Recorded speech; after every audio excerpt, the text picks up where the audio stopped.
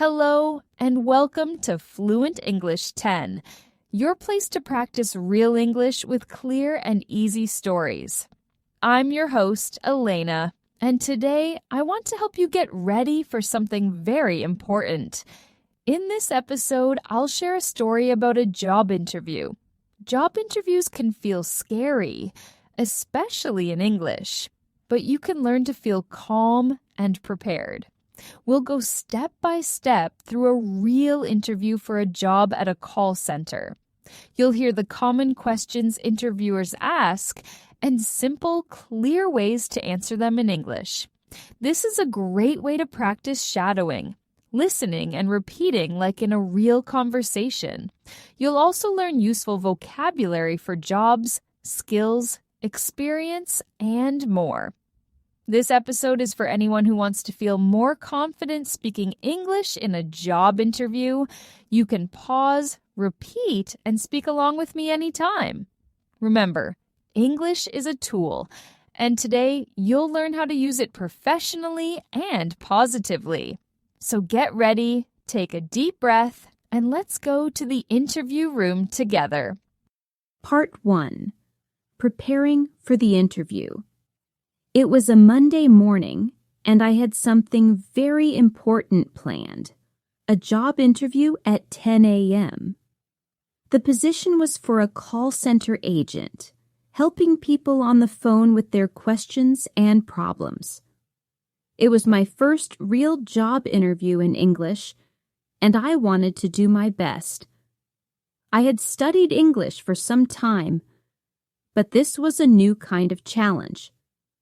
The job needed good communication, patience, and clear English, especially when speaking to people on the phone. The day before the interview, I searched online for tips and example questions people ask in interviews. I practiced answers like, "Tell me about yourself," and "What are your strengths?" again and again. I also watched videos to hear how people speak in a polite and professional way. In the evening, I stood in front of the mirror and practiced smiling while speaking slowly and clearly. I wrote down words I wanted to remember, like teamwork, organized, and good listener. Then I prepared my clothes, black pants, a white shirt, and simple shoes. I wanted to look professional, but still feel comfortable and confident in myself. Before going to sleep, I told myself, it's okay to be nervous. Just speak clearly and be yourself. In the morning, I woke up early, took a shower, and ate a light breakfast. I didn't want to feel heavy or sleepy during the interview. I needed to stay focused. While drinking tea, I reviewed my notes one more time and practiced a few key sentences out loud. I also read about the company, their values, what they do, and the kind of people they hire. That made me feel more ready and more connected to the job I wanted. I left the house early so I would arrive on time, even with traffic or delays. The office was in the city center, inside a tall glass building with a friendly reception area. When I arrived, I went to the front desk and said, "Hello, I'm here for an interview." The receptionist smiled, asked my name, and said, "Please take a seat. Someone will come for you soon."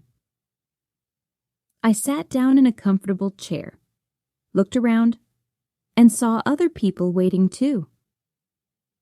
Some looked confident, others looked nervous, just like me. To stay calm, I took a few deep breaths and reminded myself, you have prepared. You're ready. I imagined the questions I might hear and the answers I wanted to give. Then I heard someone call my name. Elena! I stood up quickly and smiled. Yes, that's me, I said. A friendly man walked toward me and held out his hand. Nice to meet you. I'm Mark. Nice to meet you too, I replied, shaking his hand. Please come with me, he said. The interview room is this way. I followed him down a quiet hallway. My hands felt a little cold, but I stayed calm. I told myself, you can do this. Just breathe, speak slowly, and be honest. It was time. The interview was about to begin. Part 2. The interview begins. Mark opened the door to a small, quiet room with 2 chairs and a table in the middle. There was a glass of water on the table and a notepad with some papers beside it. He smiled and said, Please have a seat, Elena. Thank you, I said, sitting down carefully and placing my bag next to the chair. Mark sat across from me, looked at his notes, and said, So, let's begin. He spoke slowly and clearly, which helped me feel more relaxed and ready.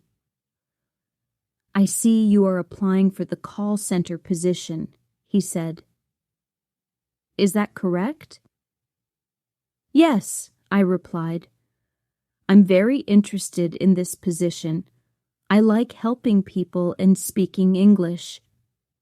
Mark smiled and said, That's great to hear. Let me ask you a few questions to get to know you.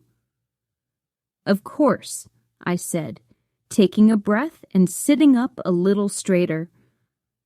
First question, he said. Can you tell me a little about yourself? I nodded and answered slowly. Yes, I'm Elena. I studied English for 2 years and love talking with people. I have worked in customer service before, but not in a call center. I want to learn more. Mark smiled and wrote something down on his notepad. Good, he said. Now, why do you want to work at our company? I paused for a second, then said, Because I like the way your company helps people solve real problems. I also read online that your team is very friendly and professional. I want to be part of that. Very nice answer, Mark said. Let's talk about your skills now. What are your strengths, the things you do well? I smiled and replied, I am patient, I listen carefully, and I stay calm when someone is upset. I also speak English clearly and enjoy helping people understand information step by step. Those are very important skills for this job, he said. You're doing well. I felt more confident as the interview continued. His kind tone made it easier to speak. He looked up and said, What about your weaknesses? What is something you want to improve? I thought for a moment, then said, Sometimes I speak too fast when I'm nervous. I'm working on slowing down. He nodded. That's very honest. Thank you. So far the questions were going well, and I was proud of my English. Part 3. Answering Common Questions. Mark smiled again and said, Okay, now I'll ask you a few more common interview questions. Just answer in your own words. Take your time, he added kindly. Thank you, I said. I'll do my best. Tell me about a time you helped a difficult customer, he asked. I thought for a moment and answered, In my last job, a customer was upset about a late order. I listened carefully, stayed calm, and explained the reason. Then I offered a solution and followed up by email. Mark nodded. That sounds very professional. Good communication and follow-up are important here. Next, he asked, how do you handle stress or pressure at work? I said, I try to stay organized. I make a list of tasks and focus on one thing at a time. When I feel stressed, I take a short breath, think clearly, and continue helping the customer. Great answer, he replied. Let's talk about teamwork. Do you prefer working alone or with others? I smiled.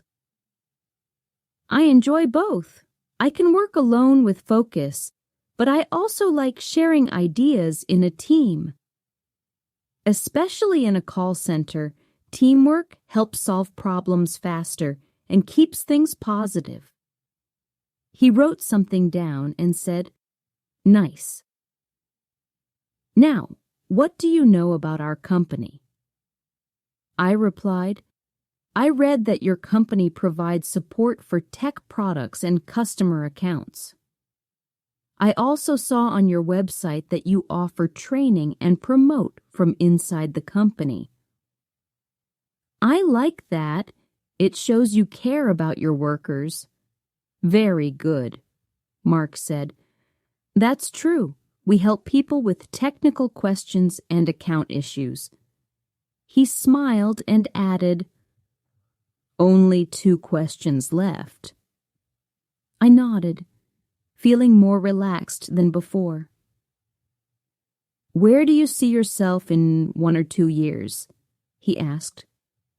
I replied, I hope to grow in the company, learn more skills, and maybe help train new workers. He smiled again. And finally, do you have any questions for me? I said, Yes, thank you. What does a typical day look like in this job? Mark answered, You take customer calls, follow scripts, help solve issues, and write short notes after each call. That sounds good, I said. I like structure and clear steps. Thank you, Elena, he said. You gave very good answers today. Part 4, The Final Moments and Reflection.